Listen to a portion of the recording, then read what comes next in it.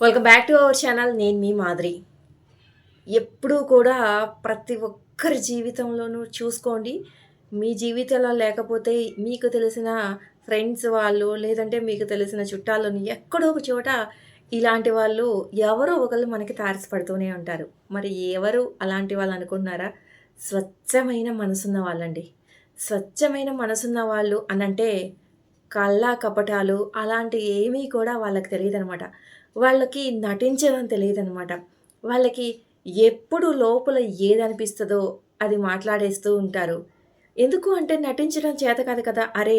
ఈ మాట అంటే వాళ్ళెలా తీసుకుంటారో, ఈ మాట మాట్లాడితే నేను నెగెటివ్ అయిపోతానేమో, ఇది మాట్లాడితే నన్ను చూసి అవహేళనగా అనుకుంటారేమో, అంటే ప్రేమగా మాట్లాడితే అందరూ కూడా తీసుకోలేరు. ప్రేమను కూడా తీసుకోలేనోళ్ళుంటారండి ప్రపంచంలో. వాళ్ళేంటంటే, అరే! ఏంటి ఇప్పుడే పరిచయం వాళ్ళతో కూడా వీళ్ళేంటి ఇంత ప్రేమగా మాట్లాడుతున్నారు? నటిస్తున్నారా నిజంగా? లేదంటే వీళ్ళే ఇంతేనా? అన్న అనుమానం వస్తది. ఎందుకంటే అంటారు కదా! పచ్చ కామెర్లోలకి లోకమంతా పచ్చగా కనిపిస్తదని. వాళ్ళలా ఆలోచిస్తారు కాబట్టి, ఎదుట వాళ్ళు అలా ఉన్నా కానీ వాళ్ళని కూడా అలాగే అనుమానిస్తారనమాట. కానీ ఈ స్వచ్ఛమైన మనసున్న వాళ్ళకి అవన్నీ తెలీదు కదా! ఏది ఏదనిపిస్తే మనసుకి అది మాట్లాడేస్తారు. అబద్ధాలు తెలీదనమాట వాళ్ళకి. కళ్ళకపడం తెలీదనమాట. కాబట్టి వాళ్ళతో కోపం అనేది క్షణికాలమనమాట. అంటే అలా కోపం వచ్చినా గానీ ఏదో ఒక నిమిషం, 2 నిమిషాలు వచ్చేస్తది కానీ, ఆ తర్వాత మరో నిమిషమే మళ్ళా ప్రేమగా మాట్లాడతారనమాట. ఎందుకు అంటే వాళ్ళకి ప్రేమించడమే తెలుసు. వాళ్ళ జీవితం మొత్తం ప్రేమమయంగానే ఉంటదనమాట. ఇలాంటి వాళ్ళు నిజంగా ఉంటారా ఇప్పుడున్న రోజుల్లో అంటే ఉంటారండి. ఎక్కడో ఒక చోట మాత్రం ఇంకా కొద్దో గొప్పో మంచి అనేది మిగిలే ఉంది ఈ కలికాలంలో కూడా. కాబట్టి ఖచ్చితంగా ఉన్నారు ఇలాంటి వాళ్ళు.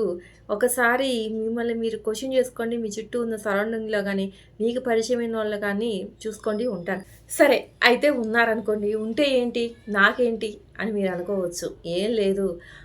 వాళ్ళెవరో ఉంటే మీకొచ్చే లాభము లేదు, మీకొచ్చే నష్టము లేదు. కాకపోతే అలాంటి వాళ్ళు మన జీవితంలో కూడా ఒక్కొక్కళ్ళు అప్పుడప్పుడు కనిపిస్తూ ఉంటారు. అప్పుడు మనం కూడా వాళ్ళని ఎలా చూస్తామంటే, ఏంటివి పిచ్చోళ్ళు తిట్టినా గానీ మంచిగానే మాట్లాడతారు, ఏం చేసినా మంచిగానే మాట్లాడతారని చిన్న చూపు చూస్తాం. అది పిచ్చితనం కాదండి. ఎప్పుడూ కూడా మంచి వాళ్ళందరూ ప్రపంచానికి పిచ్చివాళ్ళలాగానే కనిపిస్తారనమాట. అది వాళ్ళ మంచితనం. అది వాళ్ళ స్వచ్ఛమైన గుణం అనమాట. స్వచ్ఛమైన మనసున్నటువంటి మనుషులనమాట. ఆ గుణాన్ని మనం గుర్తించి, అలాంటి వాళ్ళని మనము ఏముందిలే అని తీసి పడేయకుండా, వాళ్ళతో మనము మంచిగా ఉండాలి. వాళ్ళని అర్థం చేసుకోవాలి. ఎంతో కొంత వీలైతే ఆళ్ళతో ఉండి, ఉండి మనకు కూడా ప్రేమగా ఉండడం అలవాటైద్దేమో కదా! ఆలోచించండి ఒకసారి. మీరనొచ్చు, అరే! ఎవరో స్వభావాలు ఎంత పరిచయం ఉన్నా ఎలా వస్తాయని. 6 నెలలు సావాసం చేస్తే వీడు వాడవుతారని మన పెద్దోళ్ళు అందుకే అంటూ ఉంటారు. ఎంత కాదన్నా సావాస దోషం అనేది ఉంటదనమాట కొద్దో గొప్పో. అది మనకి అలవడే అవకాశం కూడా ఉండొచ్చు.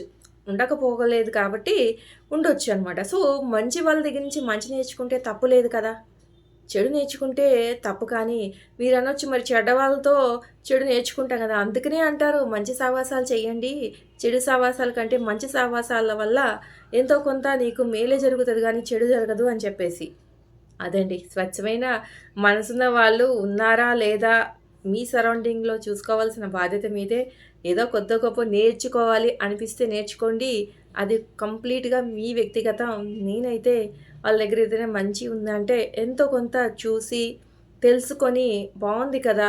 నచ్చింది కదా! ఈ పద్ధతి పాటించగలిగితే పాటించగలగొచ్చు అనే అనుకుంటాను. ఇది ఈరోజు వీడియో. వీడియో కనుక నచ్చితే లైక్ చేయడం మర్చిపోద్దు. మరిన్ని ఇలాంటి వీడియోస్ కోసం వెంటనే ఛానల్ సబ్స్క్రైబ్ చేసుకొని, పక్కనే ఉన్న బెల్ ఐకాన్ కూడా ప్రెస్ చేయండి. అప్పుడే నేను పెట్టే డైలీ నోటిఫికేషన్స్ మీ దాకొచ్చేస్తాయి.